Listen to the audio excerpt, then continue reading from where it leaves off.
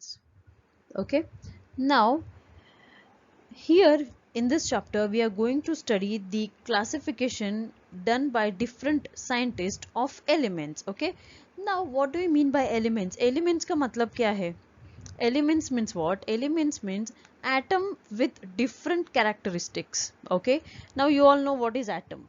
Atom is smallest particle of smallest particle of matter, बराबर किसी भी मैटर का जो स्मॉलेस्ट पार्टिकल है उसको क्या बोलते हैं? एटम बोलते हैं.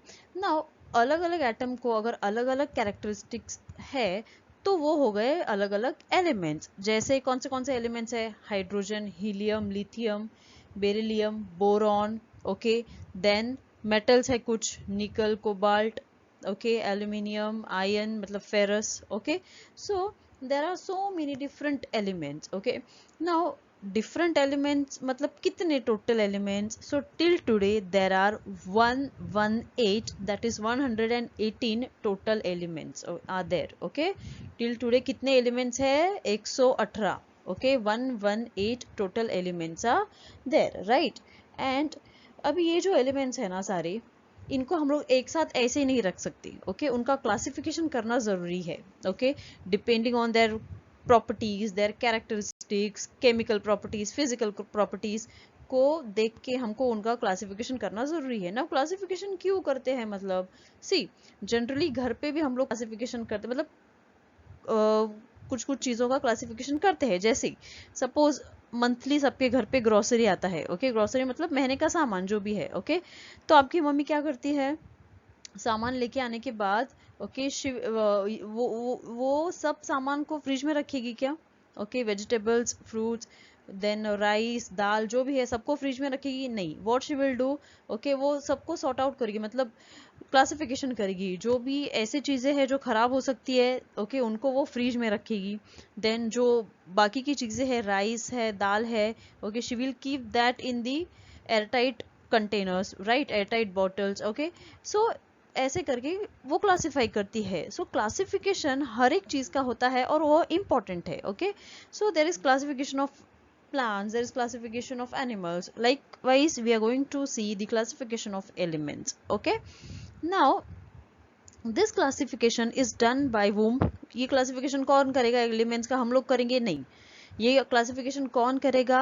different scientists. okay, जिनको ये एलिमेंट्स के बारे में अच्छा नॉलेज है वो लोग क्या करने वाले हैं? क्लासिफिकेशन करने वाले हैं. तो ये वाले चैप्टर में हम लोग देखेंगे कि अलग अलग साइंटिस्ट ने अलग अलग क्लासिफिकेशन कैसे किया है. ठीक है, so the first scientist is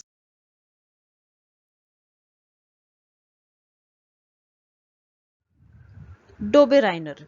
okay, so सबसे पहला साइंटिस्ट कौन था? डोबेराइनर. ठीक है, so the name of theory given by Dobereiner is Dobereiner's triads. Okay, उसको क्या बोलते हैं? Dobereiner triads. Okay, now देखो ये जो साइंटिस्ट का नाम है, you can call him Dobereiner या Dobernier. Okay, anything, pronunciation हर एक का अलग अलग होता है.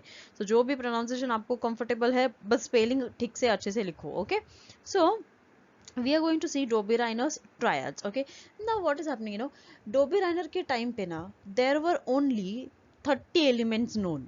ठीक है, आज तक हमको कितने एलिमेंट्स पता है? 118. लेकिन डोबेराइनर ने कब किया ये सब क्लासिफिकेशन? 1800 ईयर्स में. ठीक है, सो तब ना सिर्फ 30 elements, 30 elements were known at that time. Okay, so he did classification of those 30 elements. Okay, and he gave name as Dobereiner's triads. Now tri means what? Triads means what? Tri means 3. Tri का मतलब है 3, 3. ठीक है, सो 3 मतलब क्या क्या किया उसने? 3 मतलब एग्जैक्टली क्या किया? तो व्हाट ही डिड, ओके, जो भी एलिमेंट्स वो टाइम पे पता थे, what he did, he divided those elements in group of 3. He divided those elements in group of 3 elements. मतलब जितने भी एलिमेंट्स पता थे उन्होंने क्या किया? डोबेराइनर ने 3 एलिमेंट का एक एक ग्रुप किया. ओके, 3 एलिमेंट का एक एक ग्रुप किया, and then he arrange those 3 elements in increasing order of their atomic masses. This is important. Okay, he arranged those 3 elements in the increasing order of their atomic masses. ठीक है, so atomic mass मतलब क्या, mass of atom, सबको पता है atomic mass, okay. So atomic mass is nothing but mass of atom, okay. So atomic mass is, आप लोगों को पता होगा किसका एटॉमिक मास कितना है, ठीक है। हाइड्रोजन का एटॉमिक मास कितना है 1, ओके। हीलियम का कितना है 2, ओके। सो उसने क्या किया, he arrange those elements in the increasing order. Increasing order मतलब छोटा जिसका एटॉमिक मास है वो पहले आएगा, फिर जिसका बड़ा है वो दूसरा, जिसका और बड़ा है एटॉमिक मास वो तीसरा, ओके। जैसे आप लोग स्कूल में लाइन में क्यू में जब खड़े रहते हो, ओके, तब कैसे कैसे खड़े रहते हो, जिसका हाइट सबसे कम है वो फर्स्ट, फिर सेकंड, फिर थर्ड, जिसका सबसे बड़ा हाइट है, लंबा है, वो पीछे, राइट, ओके। सो आपका हाइट वाइज होता है। यहाँ पे उसने क्या किया डोबेराइनर ने, he arrange them in the increasing order of their atomic masses, understood, okay. Now what he did, he made group of 3 elements having similar chemical properties, okay। अभी 3 एलिमेंट्स को एक साथ रखा, मतलब किसी भी 3 एलिमेंट्स को एक साथ नहीं रखा उसने, जो एलिमेंट्स का एटॉमिक सॉरी केमिकल कैरेक्टरिस्टिक्स वर सिमिलर उनको एक साथ एक ग्रुप में रखा, and increasing order of atomic masses के हिसाब से उनको वहां पे उन्होंने अरेंज किया, ठीक है। And then what he said, okay, हम लोग नेक्स्ट देखते हैं स्लाइड में। See this, okay, see this one, okay। If you see the first one, he kept lithium, sodium and potassium, these 3 elements in one group। एक group उसने बनाया lithium, sodium and potassium का। Second group बनाया calcium, strontium and barium, okay. So second group in तीनों का बनाया, फिर third group बनाया, ऐसे फोर्थ ग्रुप, फिफ्थ ग्रुप, अलग अलग एलिमेंट्स का एक एक ग्रुप उन्होंने बनाया, okay. And then he what he did, he arranged them in increasing order, like lithium का atomic mass सबसे कम है तो पहला आएगा, sodium का atomic mass is more than lithium so he is second, and potassium का atomic mass is more than sodium so he is potassium मतलब K, okay। So K is third, so first is lithium, then sodium, then potassium, increasing order of atomic mass, ठीक है। And then what he said, ये सब arrange करने के बाद उसने क्यों अरेंज किया और उसको क्या बोलना था, मतलब what he said after arranging this, that the mean of the mean of atomic masses of first element and third element is equal to the atomic mass of the middle element. What is the theory of Dobereiner? What he said, I will repeat, listen carefully. The atomic mass is middle element, the atomic mass of middle element is equals to the mean of atomic mass of first element and third element, or first element and last element। मतलब middle element कौन है, first example में middle element कौन है, sodium. सो वो क्या बता रहा है कि सोडियम का जो एटॉमिक मास है वो किसके इक्वल्स टू है, लिथियम एंड पोटेशियम का जो एटॉमिक मास है उनका अगर आप मीन लेते हो, उनका अगर आप मीन कैलकुलेट करते हो दोनों के एटॉमिक मास का, so that should be equal to the atomic mass of the middle element, that is sodium, okay. So देखते हैं यहाँ पे कैलकुलेट करके, देखो यहाँ पे कैलकुलेशन किया है, क्या कैलकुलेशन किया है, सोडियम का atomic mass is equals to, sodium का एटॉमिक मास कितना है, देखो यहाँ पे दिया है 23, okay. Atomic mass of sodium is 23 and atomic mass of lithium is 6.9 and atomic mass of potassium is 39.1, right। now according to Dobereiner क्या होना चाहिए कि लिथियम जो है, लिथियम का जो एटॉमिक मास है 6.7 एंड पोटेशियम का क्या है 39.1, दोनों का अगर आप मीन कैलकुलेट करते हो that should be equal to atomic mass of sodium which is 23। So see here, see this one, this box, ये बॉक्स देखो, यहाँ पे उसने क्या किया, he has calculated the mean that is 69 point sorry I'm so sorry 6.9, that is atomic mass of lithium, plus 39.1 that is atomic mass of potassium, divided by 2। ऐसे आप mean निकालते हो बराबर ना, किसी भी चीज का मीन हम लोग ऐसे निकालते हैं, this is a mathematic formula, क्या है a plus c by 2 is mathematical formula, ठीक है। so 6.9 plus 39.1 divided by 2 is equals to 23।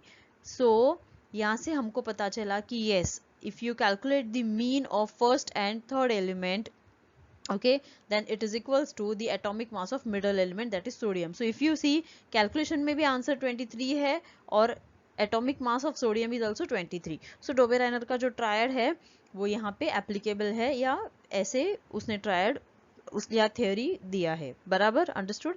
C second example. If you see second example, okay, what he said, what is the example? Calcium, then strontium and barium. So calcium का कितना है value atomic mass का? 40.1. Barium का है 137.3. And दोनों का जो mean है, ओके, कैल्शियम एंड बेरियम का जो मीन है, एटॉमिक मास का जो मीन है, that should be equals to atomic mass of strontium. So let us do the calculation. दोनों का मीन वैल्यू निकालते हैं, which is 40.1 plus 137.3 divided by 2 is equals to 88.7. और स्ट्रॉन्शियम का एटॉमिक मास क्या है? 87.6. ओके, एंड वैल्यू कितना आया यहाँ पे? मीन वैल्यू कितना आया? 88.7. सो अप्रोक्सीमेट एग्जैक्ट सेम नहीं है, but it is approximately same, थोड़ा सा डिफरेंस है. So no problem, this is also correct, यहाँ पे भी एप्लीकेबल होता है, ठीक है. And if you see the third example, here the mean value is 81.2 and the actual atomic mass of bromine is 79.9. तो यहाँ पे ज्यादा डिफरेंस है. ओके, सो क्या हुआ? फर्स्ट जो एग्जाम्पल है उसके लिए डोबेराइनर ट्रायड इज एप्लीकेबल, या बराबर वैल्यू आता है. लेकिन बाद में जब देखा गया, okay, and not only this three examples but for other examples, for other elements, what is happening? The mean value of first and third element is not equals to the atomic mass of middle element. Okay, तो बाद में देखा तो अलग अलग elements के लिए ऐसा चीज हो रहा है, मतलब डोबेराइनर का जो ट्रायड है, it is not applicable for other elements, it is applicable only for this many elements. Okay, so फिर ये हो गया limitation of Dobereiner. Okay, Dobereiner ने थ्योरी दिया, ये टेबल दिया, that is fine, but then what other scientist saw, or what other people saw, that for other elements, okay, this theory of Dobereiner were not following, this was not following, okay, or this was not applicable for other elements. So Dobereiner का जो triad है वो fail हो गया. okay, it was a failure. okay, his theory failed because this theory was not applicable to other elements. understood? So इसकी वजह से क्या हो गया कि डोबेराइनर का जो ट्रायड है वो एप्लीकेबल, या उसको मतलब अप्लाई नहीं किया, ठीक है. Then because of this failure other scientist came, different scientist came and he gave different theory. Okay, so let us see the other scientist. दूसरा कौन साइंटिस्ट आया फिर डोबेराइनर के बाद? There was a scientist, his name was Newland. Okay, उसका नाम क्या है? न्यूलैंड, ठीक है. And his theory was called as Newland law of octaves. okay, Newland ने कौन सा थ्योरी दिया? Newland law of octaves. Now Dobereiner का ट्रायड था, ट्राई मतलब 3, क्योंकि उसने 3 एलिमेंट का ग्रुप बनाया था. नाउ यहाँ पे देखो न्यूलैंड का जो लॉ है उसको बोलते हैं ऑक्टेव. ऑक्टा मतलब क्या? Octa means 8. Octa means what? 8, ठीक है. डोबेराइनर का 3 ट्रायड एंड न्यूलैंड का ऑक्टेव मतलब 8. ओके, सो मतलब न्यूलैंड ने भी 8 एलिमेंट के साथ कुछ तो भी ग्रुप किया होगा या कुछ तो भी किया होगा. So let us see what he has done and what he wants to say. Okay, so Newland एक ऐसा साइंटिस्ट था जो जिसको म्यूजिक में इंटरेस्ट था. Okay, he was interested in music, so he related the properties of elements और the arrangement of element with musical notes. How and what he did exactly, that we will see in the next slide. okay, but let us see what Newland did. okay, and before that, Newland के time पे there were 56 elements known. ठीक है, Dobereiner के time पे only 30 elements were known, but in the time of Newland there were total 56 element discovered. कितने discover हुए थे Newland के टाइम तक? 56. सो उसने 56 एलिमेंट्स का अरेंजमेंट किया. Again he did the same thing जो डोबेराइनर ने किया, कि डोबेराइनर ने कैसे अरेंज किया? In the increasing order of their atomic mass. Okay, Dobereiner arrange the element in the increasing order of their atomic mass. Newland also arrange the elements in the increasing order of their atomic masses. ये दो चीजें दोनों ने common की, ठीक है। So that is fine कि हाँ सारे एलिमेंट जितने भी है 56 पहले उनको अरेंज किया कैसे, इन the increasing order of their atomic मास, मतलब जिसका एटॉमिक मास सबसे कम है किसका, हाइड्रोजन का, वो फर्स्ट, फिर जिसका कम उससे ज्यादा है वो सेकेंड, फिर थर्ड, फिर fourth, okay, like that 56 elements को पहले न्यूलैंड ने अरेंज किया, okay. And then what he saw कि okay, we will see the next slide, ऐसे नहीं समझेगा आपको, हाँ। now see this is the Newland table, okay. ये जो न्यूलैंड, ये जो है ना, ये न्यूलैंड का टेबल है, उसने पहले सबको अरेंज किया, okay. And then what he observe that every eighth element is having same property as that of the first element, okay। every eighth element, अभी eighth element मतलब क्या, okay। if you see this table, who is first element, H, hydrogen, then lithium, then beryllium, boron, carbon, nitrogen, oxygen, ठीक है। ये हमारा first table का जो first row है वो कंप्लीट हो गया, बराबर, okay. So hydrogen is first, then lithium second, beryllium third, boron fourth, carbon fifth, nitrogen sixth, oxygen seventh. Seventh के बाद कौन सा आया, fluorine, F, fluorine F is seventh one, तो सेवेंथ वन यहाँ पे होना चाहिए था, कहाँ पे, ऑक्सीजन के बाद, अभी वो यहाँ पे क्यों है, why it is here below hydrogen, because what Newland observed that the property of eighth element is similar to property of first element, तो यहाँ पे eighth element कौन है, fluorine is eighth element, and fluorine का property किससे match होता है, hydrogen से, so fluorine is below hydrogen. Are you getting now कि क्या न्यूलैंड को क्या बोलना था, what Newland said that when you arrange the elements in the increasing order of their atomic masses, every eighth element is having same property as that of the first element, and this is similar to the musical notes। musical notes कैसा है, okay, India का musical notes कैसा है, सा रे गा मा पा ध नी सा, मतलब सा रे ग म प ध नी, नी सेवेंथ है, नी के बाद क्या आता है, वापस सा आता है, सा जो एट्थ वाला है और फर्स्ट वाला भी सा है, एट्थ वन इज ऑल्सो सा, फर्स्ट वन इज ऑल्सो सा, मतलब दोनों सेम है। वैसे ही वो बोल रहा है कि एलिमेंट्स का भी कुछ सेम है, क्या सेम है कि एट्थ वाला जो एलिमेंट है उसका property is similar as that of the first element, so that is why he related, or he said that they are having, these elements are having some similarity to the musical notes, so उसने musical notes के हिसाब से उनको arrange किया, okay। Newland का जो musical note था उनके कंट्री में वो अलग था, इट वाज डू रे मी फा सो ला T, okay, that was the musical notes used in his country, okay, so he did by that way, okay। so we will see saregama, okay। now octave क्यों बोलते हैं, because eighth element is repeating the property of first, and that is why it is called as octave, 8 मतलब कुछ तो भी 8 से related है, इसलिए उसने नाम दिया octave, ठीक है। so now hydrogen के लिए fluorine is 8th element and they are having same property, like that for lithium, if you see, for lithium sodium is 8th element, lithium के लिए कौन 8th element है, सोडियम, देखो कैसे, lithium, okay, first, second, beryllium second, then boron third, fourth, fifth, sixth, fluorine seventh and sodium eight, मतलब lithium के लिए कौन एट्थ है, सोडियम, बेरिलियम के लिए कौन एट्थ है, मैग्नीशियम, फॉर बोरॉन वो is eighth one, aluminium, right, okay.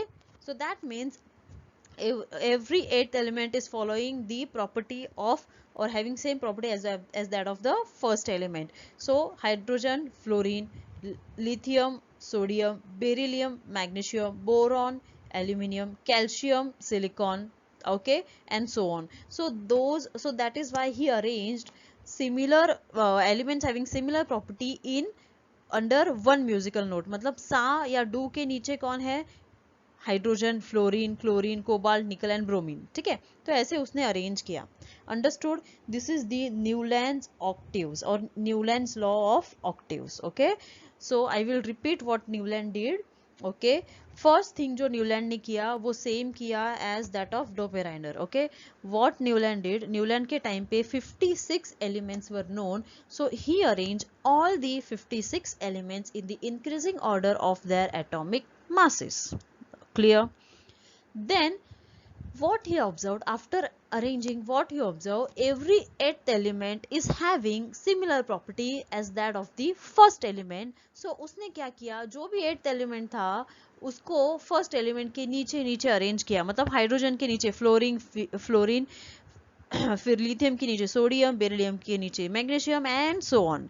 And this is how he arrange the table, and this is called as Newland's law of octaves. Understood? Okay.